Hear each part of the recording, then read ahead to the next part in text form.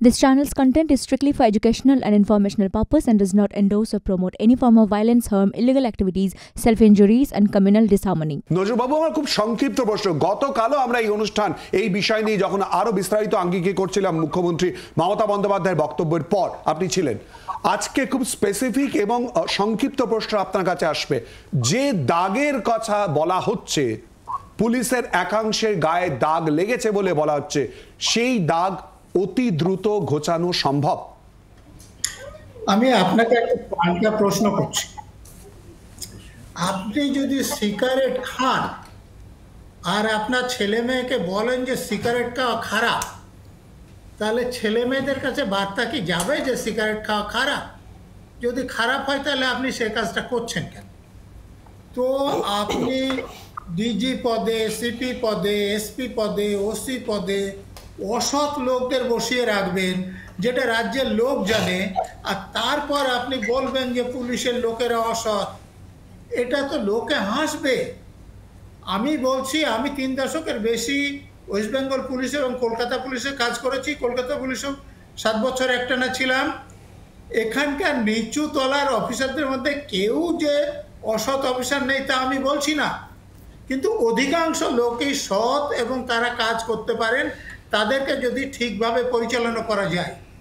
এখন যে পুলিশের দুর্নাম হচ্ছে তার জন্য দায়ী পুলিশ মন্ত্রী নিজে এবং তার পছন্দ করা ডিজি, সিপি, এসপি, ওসি পদে অসৎ পুলিশ অফিসাররা। তো এদেরকে স্বপদে বহাল রেখে, মুখ্যমন্ত্রীকে পদে বহাল রেখে পুলিশের ভাবমূর্তি ভালো করা কোনোদিন সম্ভব নয়। এখানে ভাস্কর বাবুর একটা কথার সঙ্গে আমি সম্পূর্ণ একমত, যে মুখ্যমন্ত্রী বলেছেন বলে আপনারা এসব খবরটা দেখাচ্ছেন। তো মুখ্যমন্ত্রী বলার উদ্দেশ্য যাতে আপনারা দেখান যে মুখ্যমন্ত্রী তথা পুলিশ মন্ত্রী পুলিশের অন্যায় সহ্য করবেন না, পুলিশের ভাবমন্ত্রী ভালো করতে চাইছেন। কিন্তু আমি বলবো, তিনি যদি সত্যিই সেটা চাইতেন তাহলে এই অ্যাডমিনিস্ট্রেটিভ মিটিংয়ে প্রকাশ্য বলার দরকার ছিল না।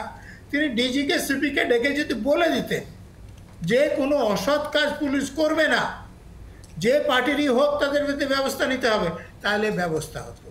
মুখ্যমন্ত্রী যেটা করেছেন, এখন দেখুন, এতদিন সাধারণ লোক যখন মরছিল তখন তাদের তো মাথা ব্যথা ছিল না। এখন কাউন্সিলের ওপর যখন গুলি চলতে যাচ্ছে এবং গুলিটা বেরোলে মারা যেতে পারত, তো এই যে ফিরহাদ হাকিম বলছে কেন? তো ফিরহাদ হাকিম তো একজন কাউন্সিলর, অন্য কাউন্সিলর মিলে তাকে মেয়র করেছে। বা সৌগত রায় বলছেন কেন? ভাবছেন যে আমাদেরও উপর তাহলে এবার গুলি চলবে। সেই জন্যে তাদেরকে একটু বুঝিয়ে রাখার জন্য মুখ্যমন্ত্রী এরকম উচ্চবাচ্য করছেন। এর দ্বারা পুলিশের ভাবমূর্তির কোনো পরিবর্তন হবে না। বাংলার আওয়াজ, বাঙালির আবেগ, জি 24 ঘন্টা।